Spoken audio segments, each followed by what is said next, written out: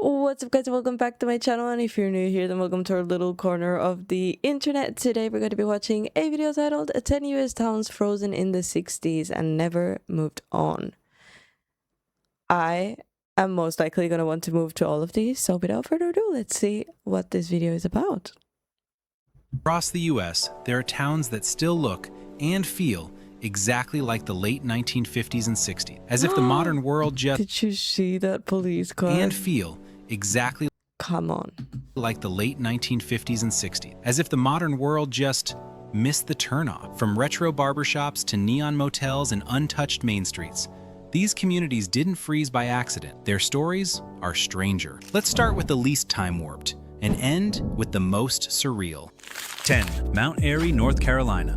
The real-life Mayberry that never moved on. Mount Airy is the kind of place that makes you double-take like, wait, am I inside a 1960s sitcom right now? Because technically, yes. This is the hometown that inspired Mayberry from The Andy Griffith Show. And Mount Airy didn't just accept the comparison, they fully embraced it. We're talking replica sheriff squad cars cruising the streets, a real barbershop that still I freaking love those sheriff car. Look at that barbershop, so cute. looks like it charges 50 cents. Storefronts with hand-painted signs that haven't been redesigned since black and white TV was a thing. The town didn't preserve this look because they were stuck. They preserved it because nostalgia tourism literally pays their bills. Andy Griffith grew up here, and local leaders realized one brutal truth: tourism dollars greater than modernization. So instead of tearing down old brick facades and widening streets, they protected them. Instead of building I mean, for sure, I would definitely go and visit this place. This looks awesome. sleek signage, they kept the narrow 1960s style shop fronts. Instead of changing,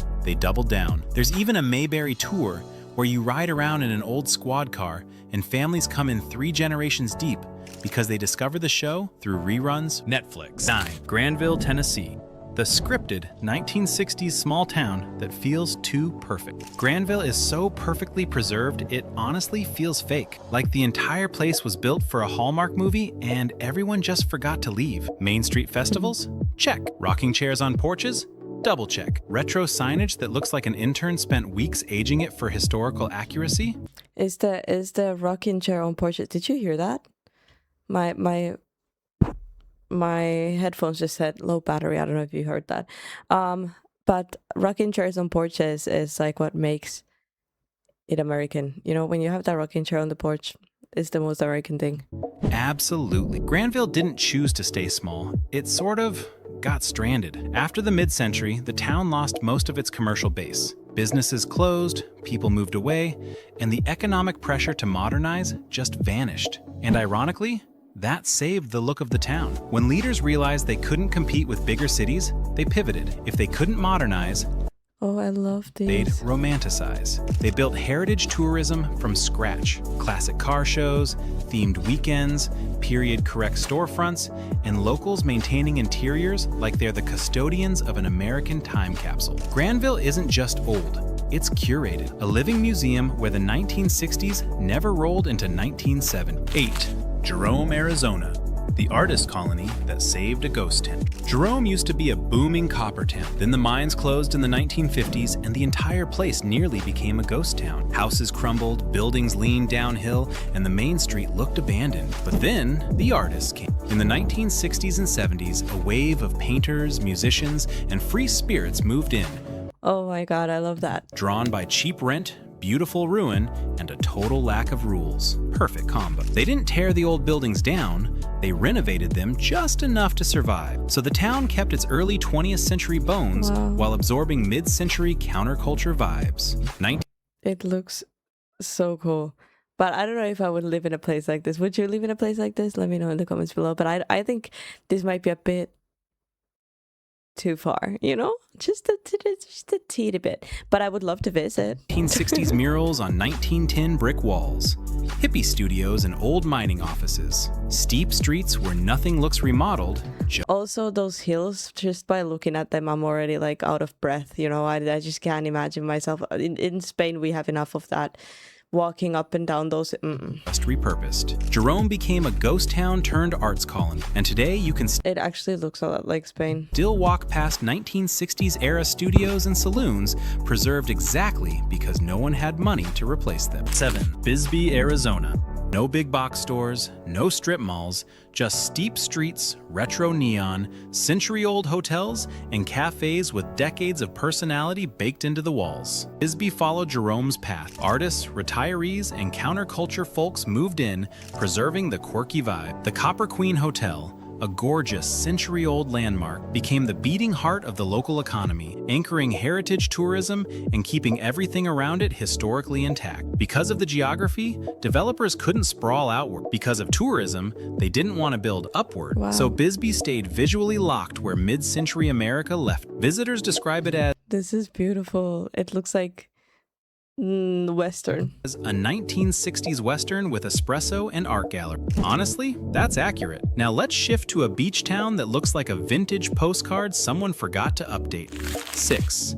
Saugatuck, Michigan. The 1960s beach town that refused to grow up. Saugatuck is a Great Lakes resort town with major grandma's old vacation photos energy. And I mean that in the best way. Low-rise motels still have neon signs straight out of 1963. Waterfront storefronts look like they were built for ice cream, postcards, and people wearing matching family t-shirts. And the whole place gives off mellow, artsy beach town vibes. Here's the cool part. Unlike many resort towns that modernized with high-rise condos and mass tourism, Saugatuck kept the 1960s beach town aesthetic because that's when its identity solidified. Mid-century traveler, artists, galleries, festivals, a booming creative scene. It grew slowly and deliberately, favoring small, quirky, independent businesses. Drone shots show a skyline that basically hasn't changed in half a century. It's low, colorful, slow-paced, and very camera-friendly. But if Saugatuck looks lightly vintage,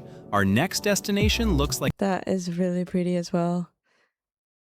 Again, I don't know if I would live there necessarily, but I would definitely visit. It looks very peaceful. Like, you know, I don't know. Just living there, like, what issues are you gonna have? a 1960s road trip frozen place, literally overnight. 5. Seligman, Arizona. The Route 66 time warp. If you've ever wanted to walk inside a 1960s road trip movie, Seligman is the place. Classic cars permanently parked outside diners, neon signs weathered by desert sun, motels that still advertise color TV, like that's cutting-edge tech. This town didn't preserve its look for fun.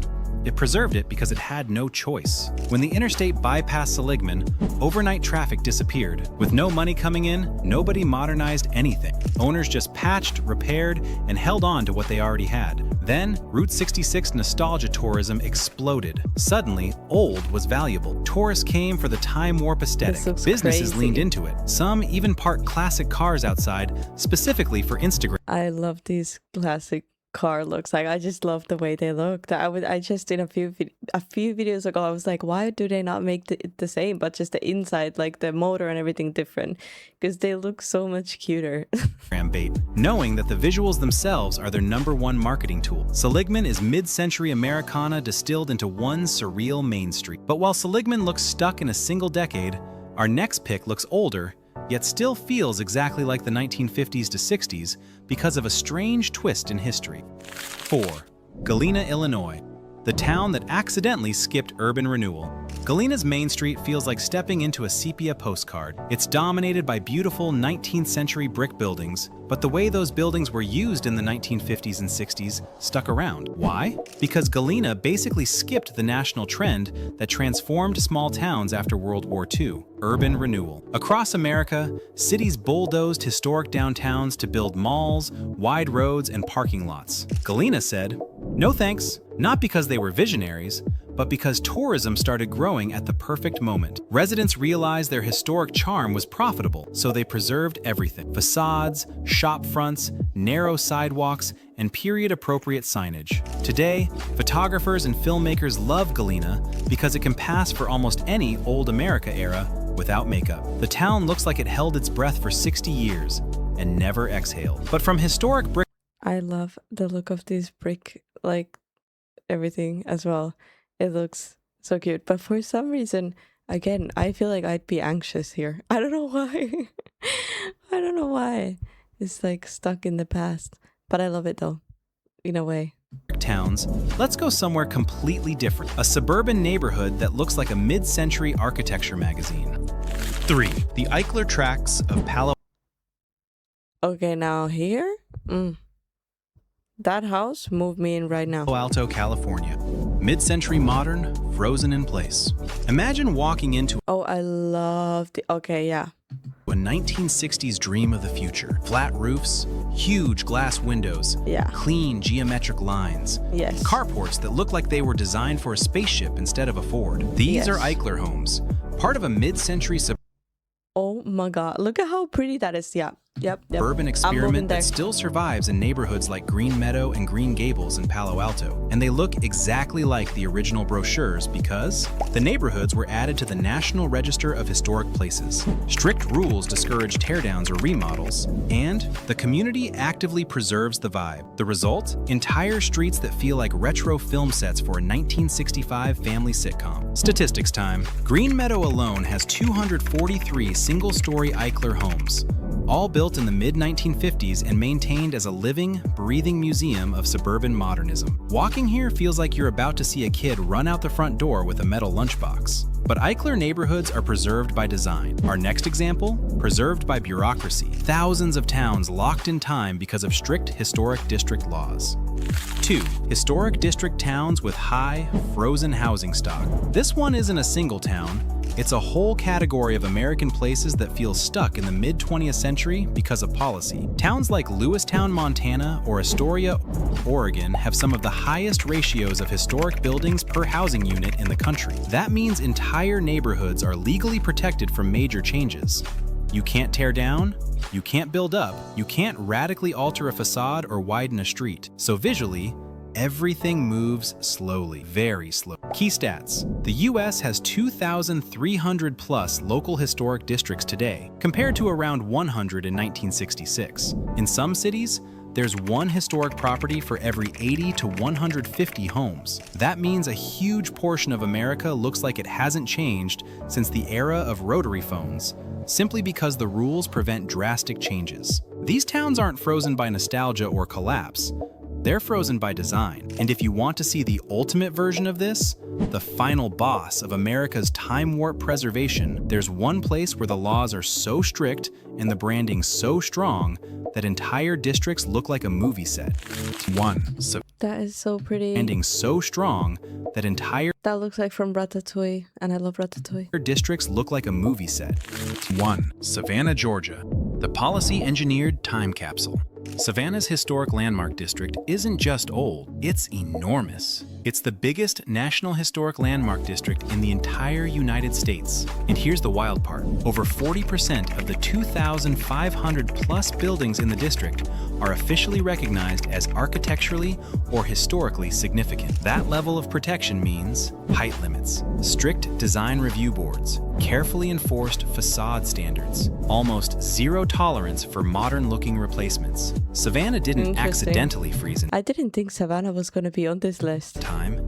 It engineered it. Tourism exploded because visitors loved the atmospheric, old world vibe, the mossy oaks, the brick squares, the narrow lanes, the gas lamps. So the city doubled down on preservation, not for history, but for revenue. Today, Savannah feels like a living time capsule stretching across blocks and blocks. It's the ultimate example of how deliberate, codified, well-funded preservation can anchor a place visually in the past, even while the world around it keeps sprinting into the future. America isn't just changing, it's also quietly not changing in 1,000 little pockets scattered across the map. Some towns froze because money ran out, some froze because artists saved them, and others froze because nostalgia pays better than modernization. Wherever you go, the past is closer than you think. I'll keep finding the world's hidden corners. You just have to click subscribe to come along. That was a good video. I haven't heard of most of these towns before, but they look so cute. I think the first one was my favorite because of the cop cars. I mean, look at that. That's amazing. But either way, guys, thank you so much for joining me for this video. I really hope you enjoyed it. Please leave your thoughts in the comments below. Leave a like, subscribe if you haven't yet, and I'll see you guys in the next video. Bye.